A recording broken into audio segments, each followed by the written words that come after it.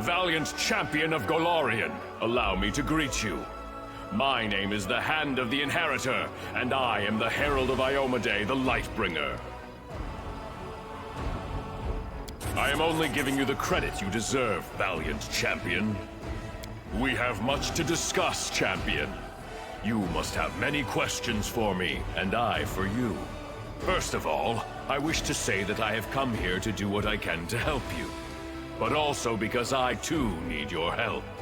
But what I need most of all is an answer to a question that has been troubling me. I sense astonishing power in you, akin to my own. But not just that.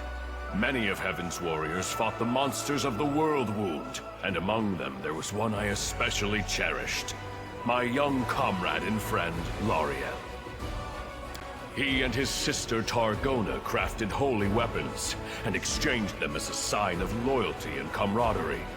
Lariel and Targona both disappeared in those dark years when we lost Dresden and the Sword of Valor. Even I failed to find any trace of my friends. But you carry an echo inside you, the memory of Lariel's sword. How did this come to be?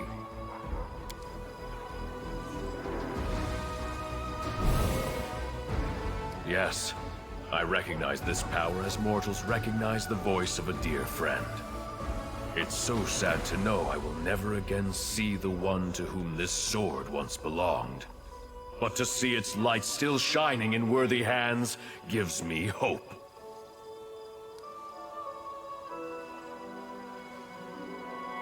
Yes, that sounds like him. He loved mortals, and understood them better than many of us celestial warriors did. Or at least, he thought he understood them.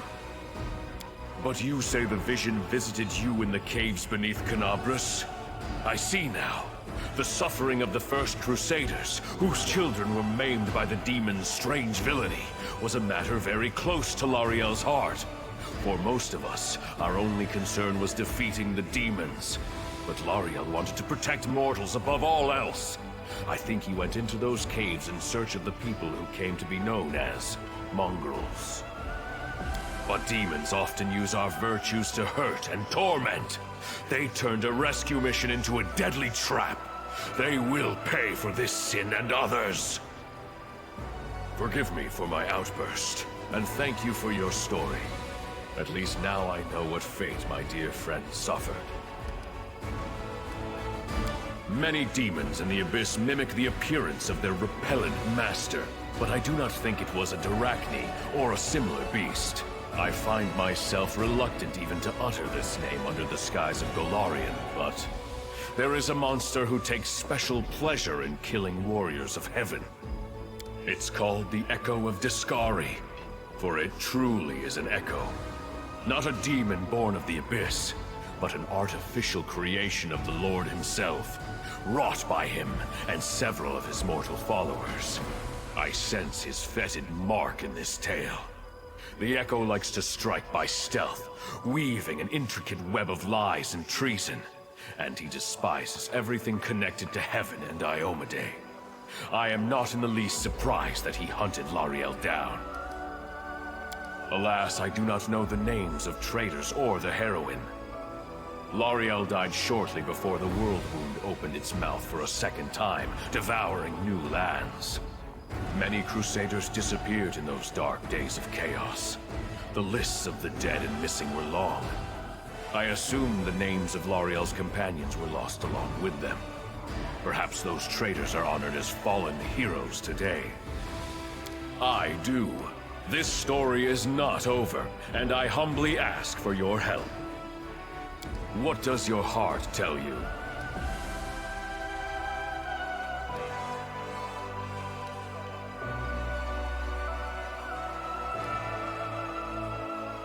Conviction like that is what is needed to set hearts ablaze in righteous fury.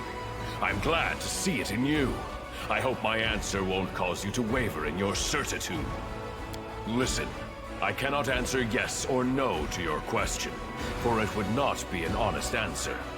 Do not wait for me to say, here is the power bestowed upon you from on high, and this is the task you must complete.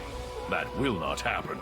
For my lady Iomade, righteous queen of heaven, may mark a mortal with her blessing, but she would never seek to impose her will.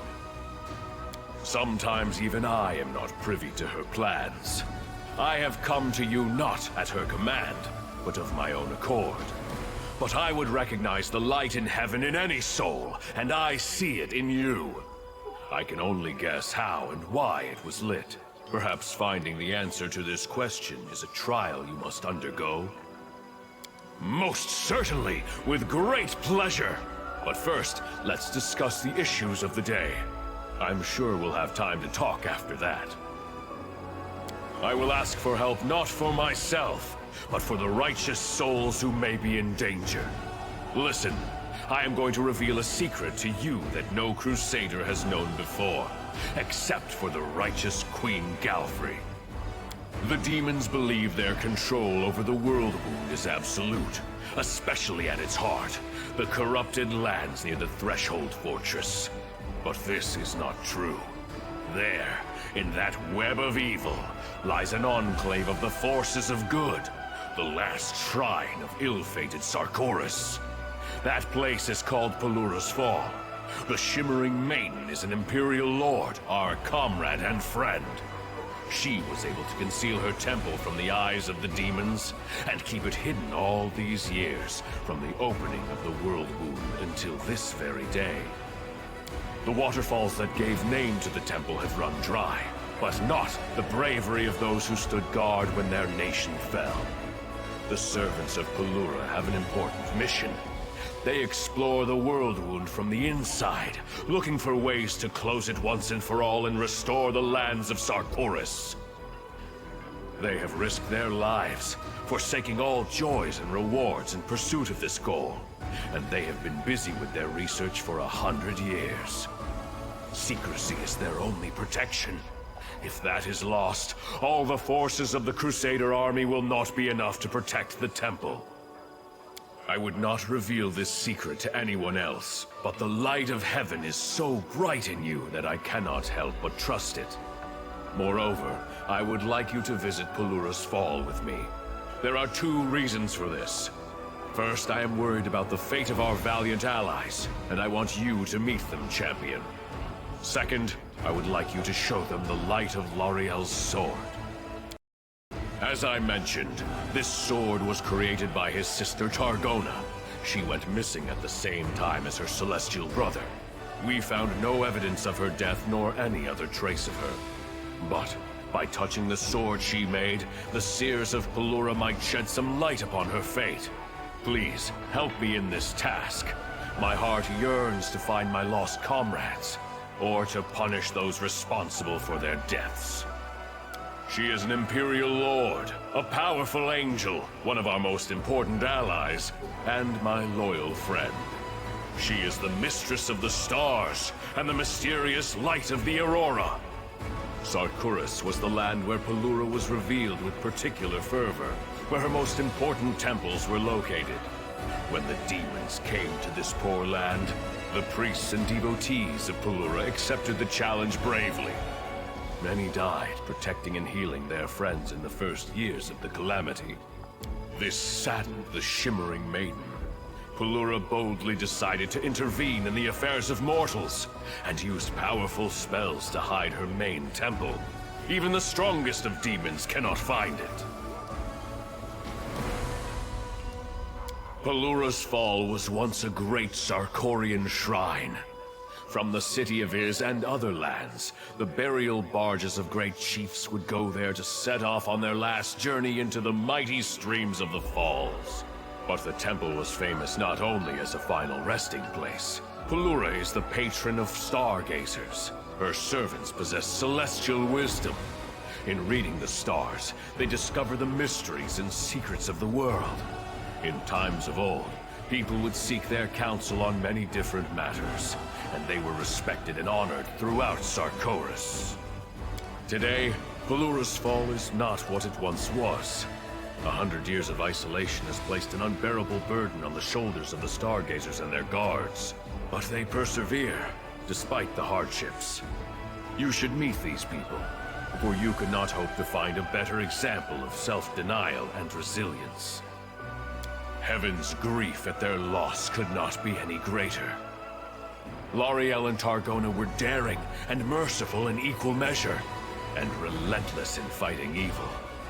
They called each other brother and sister because one soul was used to create them. Yes, it happens. Sometimes an angel is made of many souls, or the essence of the upper planes. And sometimes, one soul can give life to several supernatural creatures. This was the case with Targona and L'Ariel. When the world wound opened, they were the first to go to the mortal's aid. Alas, heaven was in extreme upheaval after great Arodin died. When the evil mind of Arilu Vorlesh, paired with the will of cursed Discari, shook the foundations of the world. While the other angels and Imperial Lords were slowly waking up to the disaster that was unfolding by holding councils and getting bogged down in speculation, Targona and L'Ariel were already fighting demons, leading refugees out of the fallen Sarkoris, and trying to find out what had happened on Golarion and how to deal with it. For what had happened was so monstrous, so extraordinary, that even heaven did not know what to expect next. When Mendev answered the challenge of the Abyss and became the Kingdom of Crusaders, Targona and L'Ariel shared the hardships and glories of the First Crusade with their mortal comrades. And then they both disappeared. First L'Ariel, and then his sister immediately after. I was unable to search for them the moment I found out, for the world wound had just reopened and Dresden had fallen. It was a tremendous blow for everyone. By the time I was able to begin the search, the tide of chaos had swept away all traces of them. Only your arrival has shed some light on the sad fate of L'Ariel. I will be glad to accompany you. Gather your companions and let us depart.